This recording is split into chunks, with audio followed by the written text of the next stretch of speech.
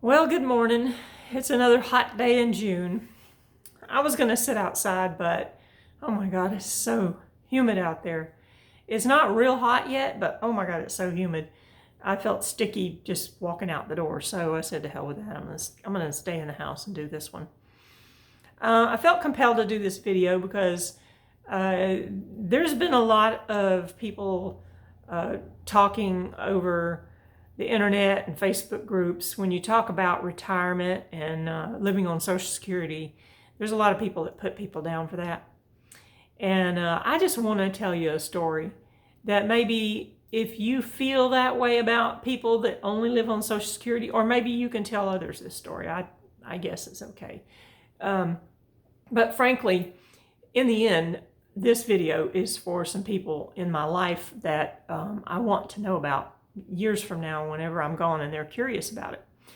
Because when I think about the people that raised me, the family unit that I lived in, I didn't think a whole lot about what was going on in their life at the time. And I didn't for most of my adult life. It's only been in the last few years that I've really thought about it. You know, what were their struggles? Why didn't they have a big retirement fund? And, you know, how did they live off Social Security? Those kind of things. And because I was never given any financial education growing up. Nobody mentored me and told me what to do. And so then I basically lived paycheck to paycheck for most of my adult years. It's only been in recent years that I've actually tried to save some money. And I've made a lot of poor financial decisions. Now, one thing that also affected my finances in a big way is, as the title of this video says, takers. And if you don't know what a taker is, let me explain it to you, and then you might recognize some people. Takers are people that come into your life and ask you for help, or say things to make you offer them help. And they get whatever it is you give them, and then they come back for more. And this is repeated over and over and over again. And at some point, most people, you know, put the brakes on that, and then that person gets mad and goes away, or they try to make your life miserable, do all kinds of things. But anyway, takers is a big part of my history. And I've had a few takers in my history. And one of the biggest ones is what I'm going to tell you about now. I had a home, and I'd been living there about 8 years. I had it built in 2014. It was a house I sold and then moved here and bought this house. So this person, who had been a longtime friend of mine, came to me with a big ask. She was in deep financial trouble, she told me, and she needed a place to stay. So I offered to let her stay in my house. Now, had I known what I know now, I would have never offered to let her stay in my house. But there's nothing I can do about that. You know, what they say, hindsight's 20/20. Yeah, that's it. So I let her stay in my house. Meanwhile, I had quit my long-term job and cashed out my 401k, because Fidelity told me that I had to either cash it out or roll it over, and I didn't have a job, so I couldn't roll it over, or they would start assessing a bunch of fees, and I couldn't really do anything with it. I couldn't contribute to it. It was a mess. So anyway, I cashed it out to pay off my house, and I felt good about doing that because, you know, I felt that a paid off house was way worth more than a 401k, where the market would go up and down and you don't know what's going to happen. I've never really trusted those things because I didn't have a good financial education. And so it just felt better to me to have a paid off house, regardless of all that. Anyway, back to the taker. So she moves into my house and she kind of takes over and starts decorating every corner of the house. And it was kind of curious that she had said she had financial issues, because she would go out and then come back, she'd have bags of stuff that she bought, okay? And I just didn't understand why she was going out and buying more and more and more if she was in financial trouble. But anyway, within about a month or so, she came to me crying. I mean, bawling, crying, that she was broke and she needed to pay her basic bills and she needed help. And I had offered to help her before. I had told her that I was on a budget and all these things. And anyway, she knew that I was doing that. So anyway, I said, okay, I will help you, but you're going to have to lay out all your finances to me and I'll set you up on a budget. And we'll talk about what you want, what you need, what you want to do for the future, that kind of thing. And so we did that. It was not an easy task, let me tell you. But I found out that she was bringing in, she didn't work. She was retired. She also got alimony. And she had like 2 retirements, alimony, and Social Security. So she was getting about $4,500 a month just in all that. But she would, be broke all the time. And she lived with me free. So figure that one out. And to preface that, she had a home free and clear years before because of the divorce. Oh yeah, the other thing she got was alimony too. And had sold it and bought something else and had moved around so much and then ended up back, with me and didn't have any of that money. And what I found out later was that she had a gambling problem and spent every penny. She swore she wasn't gambling at this point, but where was her money going? Except for all that crap she was dragging in. So anyway, I helped her with the budget. She did it for about a month, and then she said it was too restrictive. She didn't like it. I said, well, it's your budget. If you don't want to use it, I mean, it's your, whatever. So anyway, that went on that way. She decided she was going to refinish furniture and make money that way, or she was going to make these, make different things, sewing and sell them and all kinds of little things. And meanwhile, she had a car accident and her car was totaled. So she had to get a brand new car. It was not an option to get a used car. That was her mindset. And she had a couple of things going on along the way that were kind of red flags, but I didn't really recognize them as red flags until later.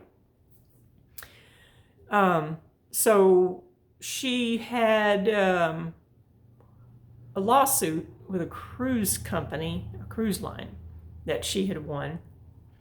And I don't know how much money it was. She'd never told me that one. But that was done. And while she was living with me, she supposedly had an accident at some thrift store. Now, this is a thrift store, Habitat for Humanity thrift store. They're not some big company that's making lots of money, it's a thrift store. So she went to the eye doctor because this thing fell and hit her in the face, and all these things happened. She sued them, all right? And she got, I think it was about $30,000. And more on that later. And then somewhere along in there, she went on a cruise with a friend. The friend, supposedly, paid for the cruise. She had some kind of freebies or something, I don't know. And the first night of the cruise, she fell in the cabin and broke her shoulder. Well, now She's desperate. She don't have the money to get back because the friend apparently told her they had insurance, but apparently they didn't. I don't know if that was true or not. So she calls me begging for money. Got to get a flight. I pay for a flight and to get her back so she can go to the doctor and do all these things, right? Now, that was a horrible experience for her. And I felt so bad for her. But I've learned things since that really have upset me about that and others. So then the time comes that I am going to take a trip. And she's got the brand new car. She's bringing stuff in all the time. And she's trying to tell me, how to live. And I'm telling her, look, I found a job. I'm working. I'm doing what I need to do. I'm not buying a bunch of crap. Because she doesn't want me to spend money on stuff. Just won't do it. So anyway, I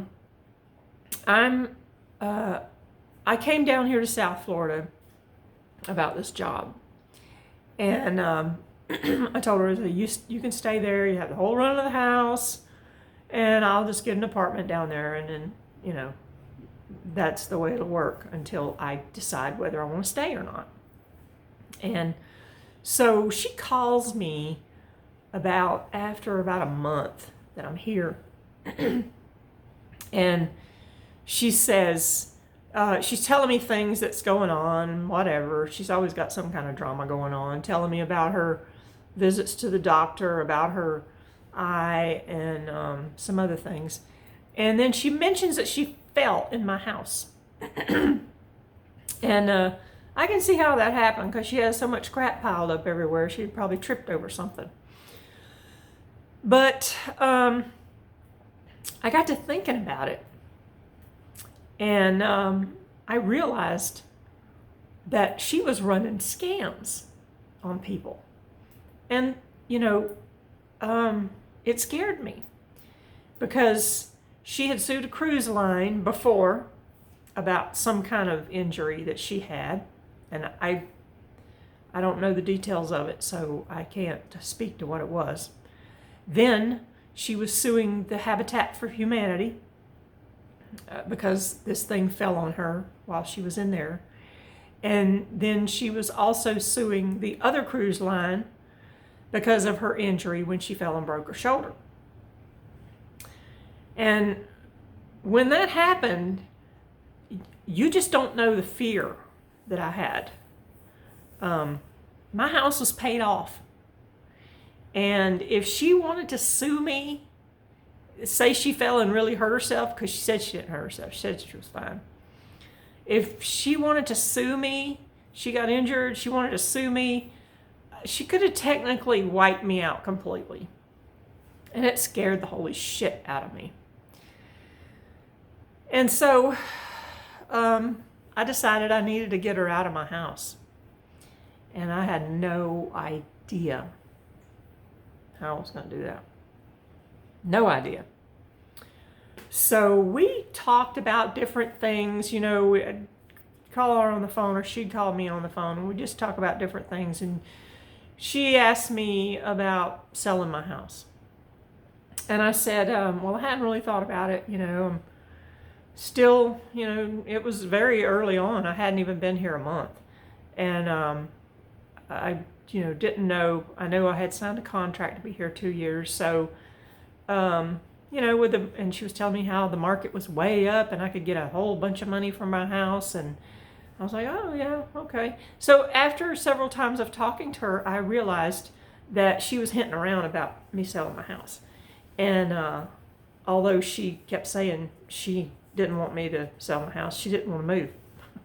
I don't know what was going on in her head. It was like one day it was one way and the next day it was another way. So I don't know. Anyway, so I finally said, okay, I think I want to sell my house. And then it was like, well, why do you want to sell your house? And I'm like, well, you've been telling me all this time, I'll make all this money on it and blah, blah, blah, right? So anyway, I agreed to let her do the whole thing. I said, okay, you can sell the house. You can take all the pictures. You can vet all the people. I'll pay you a fee, a commission, whatever you want to call it. And that sent her off to the races because it was money. That's what it was for her, money. So I sold my house. I found the buyer, but she still wanted the commission, so I gave her the commission. She got all her stuff out of the house, and when I went back to, and she had agreed in the contract that we made that she would clean the house up and do all these things. Well, she didn't do those things. There was a bunch of crap everywhere, and the house was dirty, and she took a whole bunch of stuff she wasn't supposed to take. And I didn't even go to her house to even see what she took, because by that point I was done with her, because I was really fearful of what would happen after learning that she was a scammer, basically. So anyway, sold the house, got out from under all that, paid her commission, and moved down here. So with all that, my finances really took a deep dive, I guess you could say, because living down here is way more expensive. And I don't know that it was in my long-term plans. I didn't really have any long-term plans. Like I said, I usually just live paycheck to paycheck, but I had saved money. I had saved some cash, and I had that 401k that I used to pay the house off.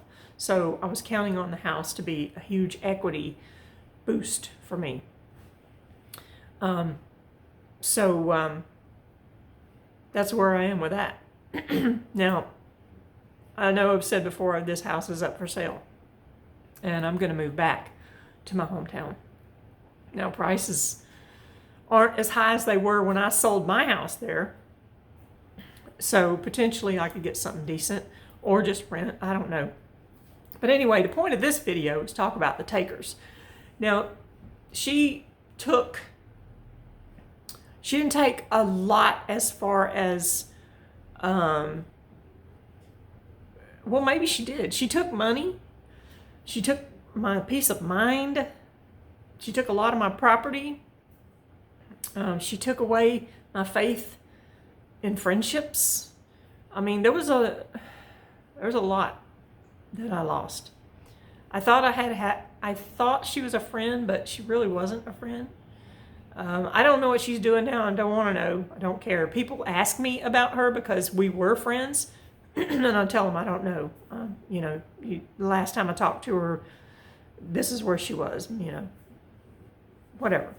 But the point of it is that takers can seem like a short-term thing that you can